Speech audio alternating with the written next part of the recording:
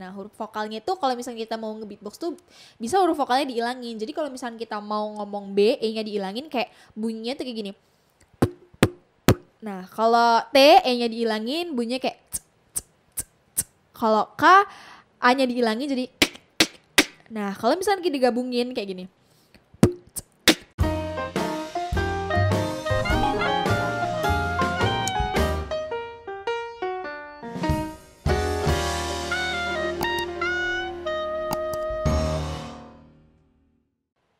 Assalamualaikum warahmatullahi wabarakatuh. Tabipun, halo Sobat Teknokrat, ketemuan bareng sama Astri Marlia di Podcast Teknokrat. Dan di edisi kali ini kita sudah kedatangan salah seorang bintang tamu yang sangat luar biasa dari Fakultas Ekonomi dan Bisnis.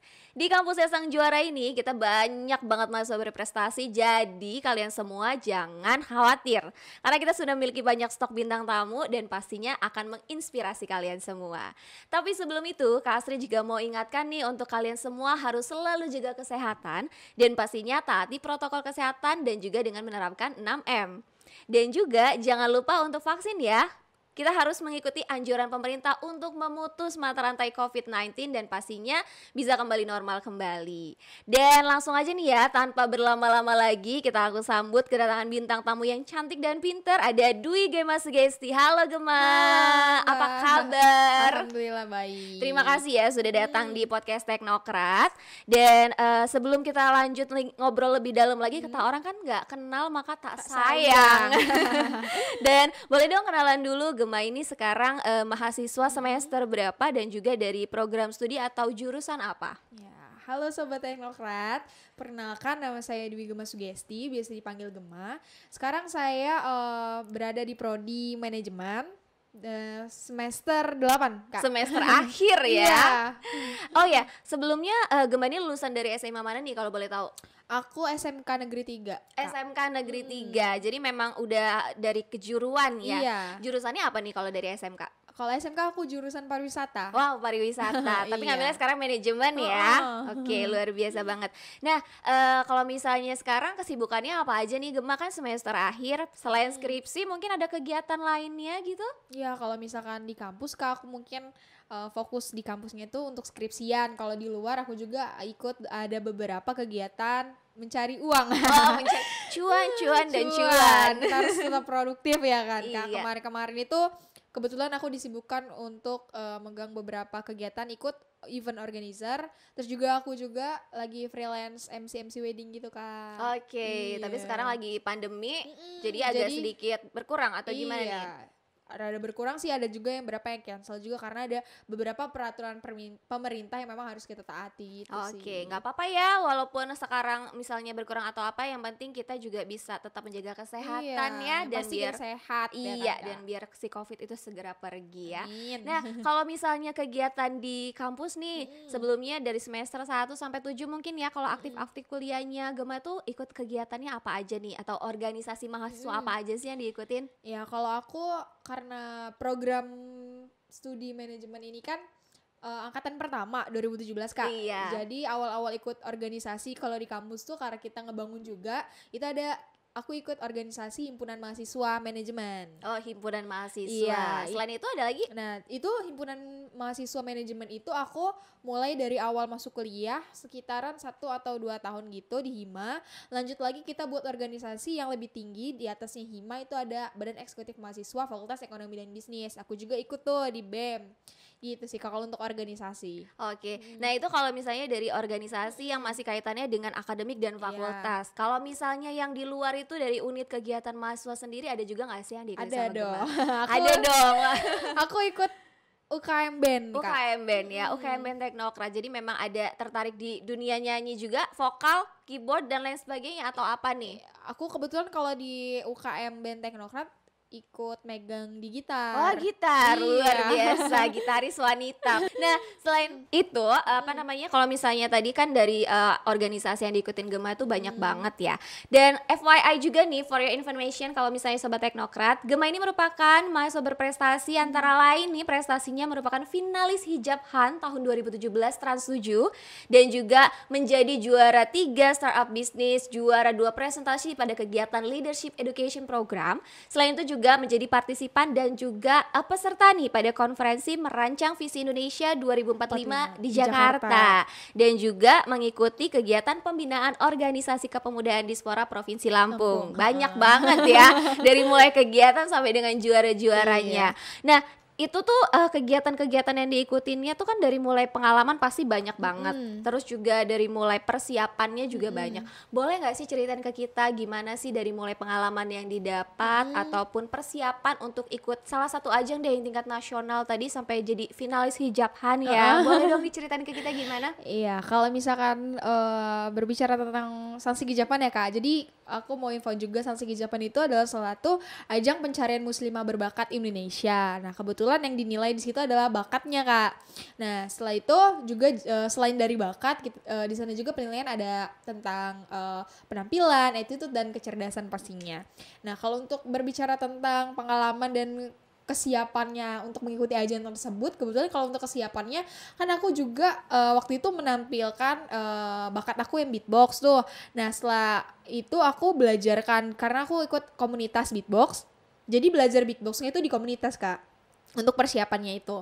Nah, setelah nggak cuman itu doang dong kan, karena penilaian itu nggak cuman dengan bakat doang, jadi butuh kayak penampilan, public speaking, terus juga gimana cara kita berbicara depan umum dan lain-lain itu, termasuk public speaking tadi itu.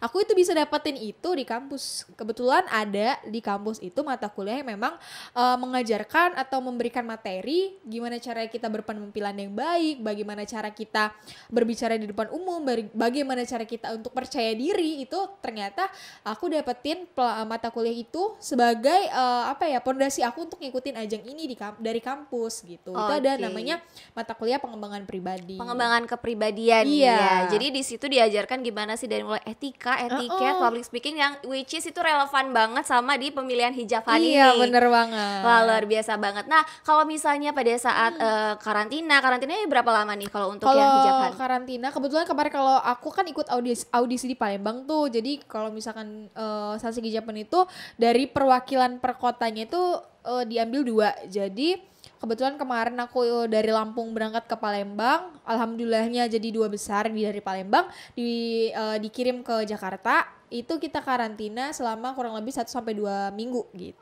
Jadi selama 1-2 minggu di karantina, persiapan dari mulai minat, bakat dan lain sebagainya. Dan itu juga pastinya ketemu dengan teman-teman dari luar provinsi ya. Iya, karena kebetulan kita kan se-Indonesia ajang pencarian bakat muslimahnya tuh. Jadi beberapa tempat audisinya tuh tersebar di kota-kota besar yang ada di Indonesia gitu. Bahkan ada yang dari Ternate juga kemarin. Wow, luar biasa. Jadi selain menambah pengalaman juga nambah teman baru dan pastinya ajang silaturahmi ya. Iya, bener banget. Wah, luar biasa banget nih Sobat Teknokrat. Dan gak cuma itu aja nih, kalau misalnya tadi kan prestasi Gema itu dari mulai akademiknya ada, terus juga sampai dengan Sansi Hijabhan.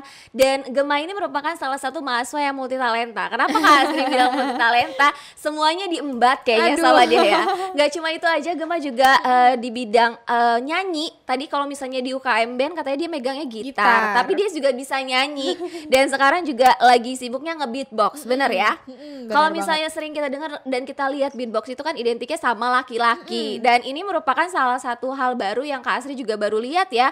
Jarang banget kita bisa ngelihat cewek-cewek zaman sekarang tuh ikut beatbox. Nah, boleh gak sih diceritain awal mula kenapa bisa suka sama beatbox, terus gimana caranya bisa berkecimpung sama beatbox itu sendiri? Ya, kalau misalkan kita berbicara tentang beatbox, identiknya dengan laki-laki gitu kan. Iya, betul. Itu sebenarnya kembali lagi sama karakter diri masing-masing. Kalau tipikal Gema ini karena Gema ini punya tipikal karakter yang pengen mencoba satu hal yang baru. Jadi kebetulan waktu itu pernah ngelihat ada komunitas yang lagi gathering, komunitas beatbox yang lagi nge-beatbox gitu kan. Kebetulan ngelihat terus ada ceweknya di situ. Dari situ kayak ih keren nih kalau misalkan cewek ada yang nge-beatbox kayak gitu kan. Terus juga itu ada satu hal yang baru yang Gema tahu pada saat itu. Jadi mulai dia tertarik untuk pengen tahu nih beatbox tuh apa gitu. Dan juga selain pengen tahu dan udah bisa, Gema juga ada rasa pengen kayak menunjukin satu emansipasi wanita, yang kedua juga pengen ngerubah mindset teman-teman semuanya bahwasannya hijab itu jangan dijadiin batasan kalian untuk melakukan satu hal yang positif gitu. Jadi walaupun kita berhijab, kita juga harus punya sesuatu yang bisa kita tampilin gitu, yang pastinya sesuatu yang positif gitu loh Kak. Jadi dari situ mulai deh tertarik untuk oke deh kayaknya beatbox bisa nih gitu dijadiin dijadiin bakat yang bisa ditampilin ke teman-teman semua muslimah di sana. Kalau misalkan nih wanita hijab ada juga nih yang beatbox gitu. Jadi memang selain emansipasi juga bisa menunjukkan ke khalayak ramai kalau misalnya wanita dengan hijab itu bisa loh, nggak cuma yang istilahnya kita yang biasa aja, tapi hal-hal yang lain juga bisa dilakukan. Iya, ya betul gitu. banget. Nah kalau misalnya beatbox ini Gemma sendiri sudah ikut komunitas kah atau gimana, itu boleh diceritain juga dong. Iya, kalau misalkan beatbox aku ikut ada satu komunitas namanya Low Profile Beatbox Family. Itu komunitas beatbox yang ada di Lampung kebetulan juga kan. Di situ juga di komunitas itu kita sekalian belajar juga, teman-teman itu bisa nge-explore diri dia untuk bisa ikutan ajang sampai yang dari nasional bahkan sampai internasional gitu. Kebetulan juga Gemma juga termotivasi sih, ada salah satu teman Gemma juga, tapi dia cowok nih ikutan juga nih masuk satu komunitas. Dia bisa sampai go internasional dan itu kuliah di Teknokrat. Luar biasa, dan itu juga satu fakultas ya, fakultas ekonomi dan bisnis juga. Nah kalau tadi kita udah ngomongin beatbox, terus juga dari mulai kecintaannya sampai mungkin sekarang jadinya memang selain hobi juga jadi bakat yang senantiasa ditingkatkan terus kemampuannya ya. Boleh gak sih tunjukin sama Sobat Teknokrat gimana sih beatbox sedikit aja, jadi yang mereka lihat oh penasaran gimana sih seorang cewek nge-beatbox dengan hijabnya seperti itu, karena kan banyak di luar sana kita ngelihat kalau nge-beatbox tuh rata-rata memang cowok-cowok gitu. Boleh dong Gemma tunjukin sedikit aja gimana cara nge-beatbox atau contoh beatboxnya, 1-2 menit cukup deh kayaknya ya. Mungkin kalau misalkan itu aku mau kasih sedikit tutorial ya mungkin. Kalau misalkan teman-teman apa sih beatbox itu, basicnya apa sih. Nah jadi kalau misalkan kita mau nge-beatbox itu basicnya itu teman-teman ada 3, yaitu ada B, T, sama K. Nah huruf vokalnya itu kalau misalnya kita mau nge-beatbox tuh bisa huruf vokalnya dihilangin. Jadi kalau misalnya kita mau ngomong B, E-nya dihilangin, kayak bunyinya tuh kayak gini. Nah kalau T, E-nya dihilangin, bunyinya kayak kalau K, A-nya dihilangin jadi. Nah kalau misalnya kita digabungin kayak gini.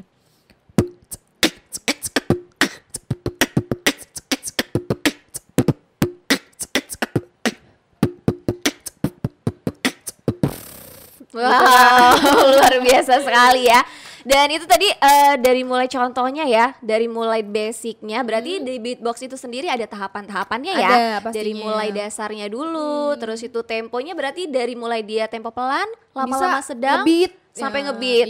Nah kalau misalnya beatbox itu juga biasanya mereka berkolaborasi kah, mereka bareng-bareng atau cuma kayak solo-solo gitu aja, atau kan kadang kan ada yang tanding ya antara satu orang dengan satu orang, battle namanya ya.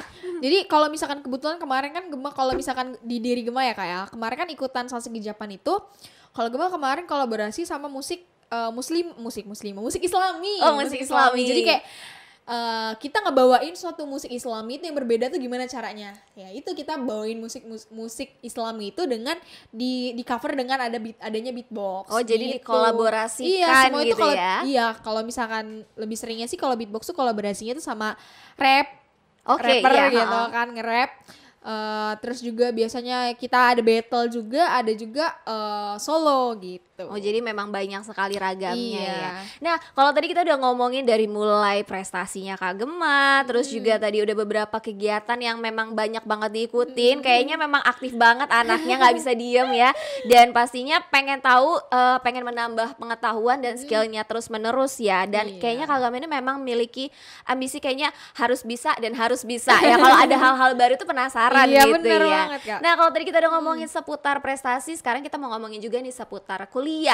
Nah aktivitas kuliah di bidang akademiknya. Kalau Kak Gemma ini kan merupakan jurusan S1 manajemen. Boleh nggak sih ceritain ke Sobat Teknokrat dan mungkin adik-adik juga yang mau kuliah jurusannya nanti pengen ngambil manajemen. Boleh nggak sih diceritain dari semester 1 kemarin sampai sekarang kira-kira materi apa atau mata kuliah apa sih yang paling disukain? Terus di manajemen tuh belajar apa aja sih? Iya, kalau misalkan manajemen Fakultas Ekonomi dan Bisnis sudah pasti ngebahas masalah bisnis ya. Kita ngebahas bagaimana cara kita membangun bisnis, bagaimana cara kita mengelola bisnis. Itu pasti semua diajarin dari dasar. Bahkan kita juga di jurusan manajemen juga kita belajar akuntansi gitu.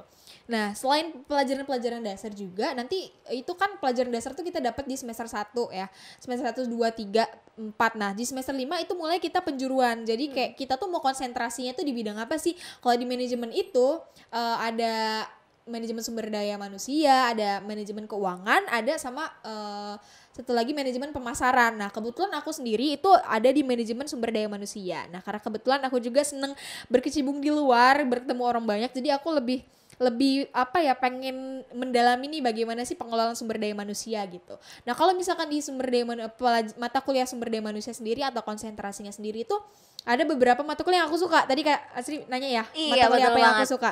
Nah, mata kuliah yang aku suka itu ada namanya pengantar pengorganisasi. Jadi kayak di situ kita belajar gimana caranya mengorganisasikan suatu organisasi gitu, mengelola organisasi. Di situ aku belajar juga. Dan juga selain ada mata kuliah pengembangan organisasi, aku juga diselipin ada mata kuliah wajib yaitu pengembangan kepribadian yang tadi udah aku bahas. Di mana itu mata kuliah wajib dan itu juga sangat sangat berpengaruh terhadap diri aku karena kebetulan aku juga yang suka berkecimpung di luar, suka ketemu orang banyak, dan dimana mata kuliah itu juga mengajarkan aku gimana caranya public speaking, bagaimana caranya berpenampilan dengan baik, dan itu sih mata kuliah yang lagi aku sukain yang gitu. lagi disukain banget Iya. ya. Jadi memang relevan banget ya, nggak cuma materi atau mata kuliah yang terkait dengan manajemen, tapi memang ada mata kuliah pendukung lainnya yang nantinya bisa mengembangkan kita dan menyiapkan diri kita untuk menghadapi dunia luar. Bener banget ya.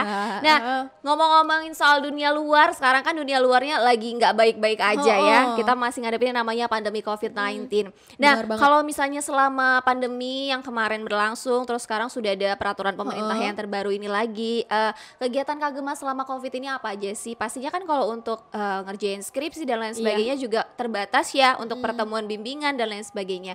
Ngapain aja sih kegiatannya selama COVID ini? Kalau selama COVID ini aku kalau di rumah aja itu yang pasti mencari-cari karena orangnya pengen nyari-nyari, jadi kayak nyari-nyari kegiatan apa nih, ada nggak sih kegiatan yang dilakukan secara online atau daring gitu. Nah, kebetulan juga Teknokrat juga banyak banget ngadain kayak seminar, webinar gitu Kak. Jadi kayak kebetulan ya itulah yang bisa kita lakuin selama pandemi COVID ini gitu. Jadi selain kita di rumah aja beraktivitas di rumah kayak olahraga dan lain-lain, terus kuliah juga dari rumah, ya kita juga ikutan seminar-seminar yang dimana itu bisa menambah wawasan kita. Berarti gitu. itu salah satu cara kalau bisa dibilang cara produktif ala Kak Gemma ya. Banget. Nah, jadi untuk sobat Teknokrat semua juga bisa nih ngikutin cara-cara Kak Gemma, misalnya selama produktif kayak gini, dari mulai ikut webinar, terus juga cari-cari hal baru ya. Dan selain itu juga Kak Sri mau tanya, sempat nggak sih ngerasain yang namanya kuliah online? Karena sebelum COVID juga sebenarnya di Teknokrat ini udah ada Kak. Jadi kita ada sistem pembelajaran secara daring gitu. Jadi dari Teknokrat memang pelajarannya itu bukan cuman offline doang sebelum ada COVID ini. Jadi selama COVID ini berlangsung kita juga ada nih pelajaran online-nya gitu. Jadi kan memang semuanya dialihin di online. Jadi kita tuh sebenarnya kayak nggak kaget aja sih, karena kalau mungkin ya kampus-kampus lain yang nggak ada sistem pelajaran online itu mungkin dia rada kaget ya, maksudnya kayak belajar online gimana sih, kendalanya gini-gini segala macam. Tapi kalau kebetulan di Teknokrat sendiri memang dari awal kita juga ada mata kuliah yang memang belajarnya itu secara daring, jadi kita nggak ada kendala sih Kak sebenarnya kayak gitu. Nah kalau misalnya tadi kan kuliahnya online ya, jadi buat sobat Teknokrat juga di Universitas Teknokrat Indonesia kita punya namanya sistem SPADA ya, atau yang dikenal dengan sistem pembelajaran dalam jaringan. Sampai yang tadi udah dijelasin juga nih sama Kak Gemma kalau dia sudah merasakan yang namanya perkuliahan secara daring atau online. Jadi nggak kaget lagi ya. Masuk masa pandemi ini sudah nggak kaget lagi kalau misalnya pembelajaran atau perkuliahannya secara online. Nah, bisa kalau menurut Kak Gemma sendiri tuh gimana sih sistem pembelajaran online? Apakah itu istilahnya membantu? Terus juga itu kan berarti meningkatkan skill kita juga, kemampuan kita terhadap teknologi ya. Gimana nih pandangan Kak Gemma terhadap perkuliahan secara online sekarang? Nah, balik lagi kita kan mungkin udah masuk ke era 4.0 yang bakal berjalan 5.0 ya, betul banget. Dimana sistem digital tuh sangat pergunakan gitu kan ya. Nah sama juga kayak misalkan kita kuliah gitu kan, karena kita juga mungkin karena ada COVID ini yang memaksa kita untuk belajar secara kuliah, secara daring gitu. Spada ini sangat membantu banget nih buat kita, buat khususnya buat mahasiswa di Teknokrat itu untuk belajar secara daring. Nah juga kalau menurut aku sih itu sangat membantu dan tidak menyusahkan ya Kak ya, karena satu memang itu diharuskan belajar secara online.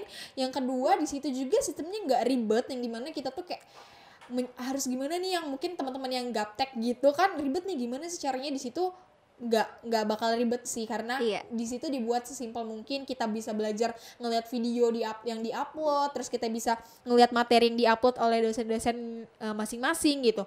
Jadi sangat ngebantu banget sih Kak menurut aku gitu. Berarti dari sistemnya aja udah easy apa ya namanya, user friendly ya, user friendly kalau anak sekarang ngomongnya. Jadi mudah dan juga untuk pembelajarannya juga bisa dilakukan di mana aja ya. Bener banget. Jadi nggak harus kalian standby di satu ruangan, tapi kalian bisa sambil buka di Android ataupun smartphone kalian masing-masing. Atau misalnya kalau misalnya lagi nongkrong di mana juga bisa, tapi karena sekarang kita lagi pandemi, baiknya di rumah aja.